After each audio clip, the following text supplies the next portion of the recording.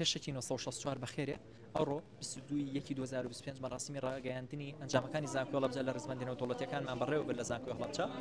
لەم بەڕاستیمە ئێمە مژدەی سەرکەوتنی زانکۆی هەڵەبجەمان ڕاگەیاند کە بۆ ساڵی 2025 بۆ یەکەم جار لە مێژوومانە توانیمان لە نێو ڕزبەندی سایماکۆ تۆمار بکرێن. ئەم ڕزبەندیە لە مانگی 5/2026 دەرەکەی و ڕوونەبێتەوە. هەروەها لە ڕزبەندی ترانسپارنت هاتوونێتە پلەی 12 زانکۆ حکومیەکان و دوو پلە چوونەتە پێش و لە پلەی 40 لە کۆی 130 زانکۆی عێراقی کە زۆر جێی دڵخۆشە.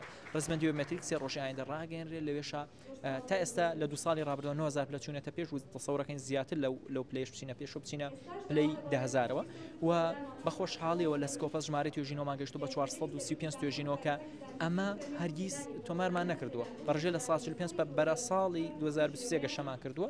هەروەها کۆتا پۆینتیش ئێمە بۆ ڕزبەندی تایمز کاری جدیمان کردووە کە ئەمانەوێت داخلی ڕزبەندی تایمز بین ئیدی ئەگەر داخلیوە بین بە تەواوەتی چینە سەر نەخشەی زانستی جیهان.